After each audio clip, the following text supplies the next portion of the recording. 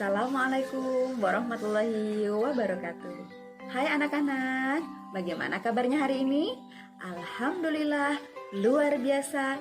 Yes, yes, yes. Ibu doakan semoga hari ini kalian semua diberi kesehatan oleh Allah Subhanahu wa taala dan kita semua terhindar dari COVID-19. Dan jangan lupa tetap patuhi protokol kesehatan. Baik anak-anak, hari ini kita akan belajar seperti biasa. Ibu akan persilahkan kepada ketua kelas untuk memimpin doa pada hari ini. Baik anak Andi, silahkan dipimpin temannya untuk berdoa. Teman-teman, sebelum kita belajar, kita berdoa menurut agama dan kepercayaannya masing-masing. Berdoa dimulai.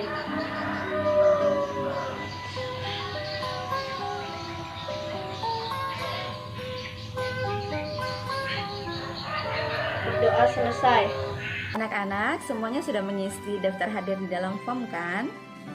Ya, jangan lupa tetap harus mengisi daftar hadir di dalam Google Form-nya ya. Iya, Bu. Nah, hari ini kita akan belajar tema 4, subtema 2, PB3.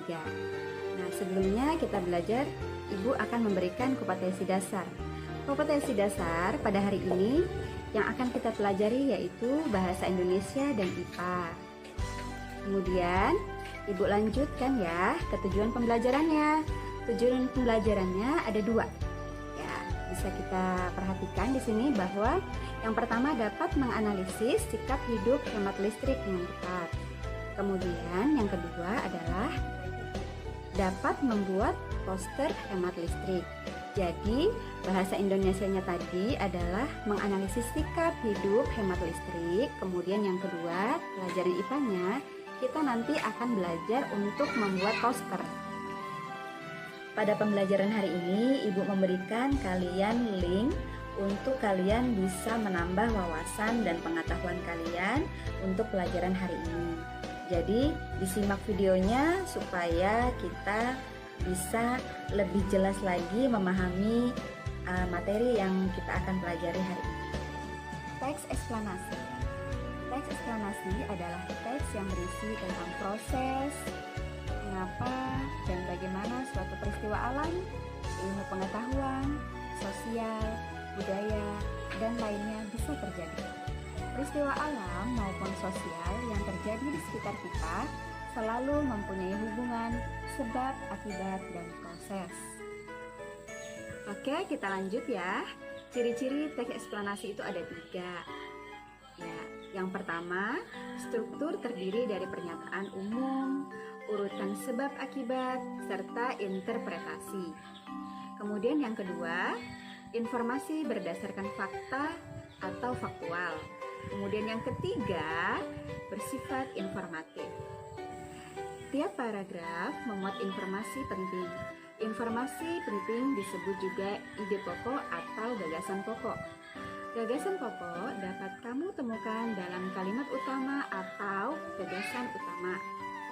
Gagasan utama terdapat di awal, akhir, ataupun awal dan akhir paragraf. Informasi penting dapat kamu susun menjadi peta pikiran. Kamu dapat menyusun peta pikiran dalam bentuk diagram. Melalui peta pikiran, sebuah bacaan, baik teks eksplanasi ataupun teks lain, dapat dipahami dengan mudah. Jadi dengan kita membuat diagram itu, nah disitulah kita bisa mempermudah untuk wawasan kita. Nah, nanti Ibu akan memberikan di situ ada teks eksplanasi, kemudian setelah ada teks eksplanasinya Ibu akan memberikan diagram tentang peta pikiran, tapi itu nanti di LKPD. Sekarang kita perhatikan gambar berikut ya. Coba lihat gambar yang pertama. Ya, gambar pertama, lihat apa yang dilakukan anak pada gambar di samping. Saya, Bu, yang bisa menjawab di gambar ke-1. Di sini kita lihat seorang anak sedang tertidur dengan gadget yang ada di tangannya dan juga menyalakan TV, radio, dan air keran yang mengalir serta kipas angin. Iya, benar. Nah, anak itu ternyata sedang tidur, tapi semua alat elektroniknya itu menyala. Contohnya seperti lampu, kemudian televisi, kemudian radionya pun juga menyala. Kemudian lanjut ke gambar yang kedua. Lihat gambar yang kedua. Apa yang kalian amati pada gambar di samping? Coba amati. Saya Bu yang jawab. Yang saya amati pada gambar kedua yaitu ada seorang anak yang sedang bermain earphone dan sedang bermain game permainan di HP-nya. Tetapi yang saya lihat ada sebuah alat elektronik yang sedang menyala di situ, seperti keran air yang mengalir, lampu yang menyala, TV yang menyala, kulkas yang terbuka, kipas angin dan radio, semuanya dalam kondisi menyala. Ternyata ada anak-anak yang dia itu sedang mendengarkan gamenya, sedang main game, kemudian dia menyalakan semua alat elektroniknya. Contohnya tuh seperti lampu, kemudian kipas angin, radio, televisi, itu semuanya nyala. Nah, sekarang kita ke materi. Energi listrik. Pada era globalisasi ini, peran listrik sangat penting untuk kebutuhan sehari-hari. Hampir 97% dari kita membutuhkan listrik, baik untuk bekerja, kebutuhan di rumah, maupun kebutuhan yang lainnya. Meskipun kebutuhan listrik di era globalisasi ini cukup mudah untuk mendapatkannya, kita tetap harus hemat dan bijak dalam pemanfaatan listrik. Anak-anak semuanya, coba ingat kembali yang gambar tadi. Kira-kira apa ya dampak dari kegiatan pada gambar tersebut? Coba kita pikirkan, apa kira-kira? Nah, anak-anak, untuk mengatasi dampak pada kegiatan tersebut tadi, berarti kita harus hemat listrik. Penghematan energi adalah tindakan mengurangi jumlah penggunaan energi.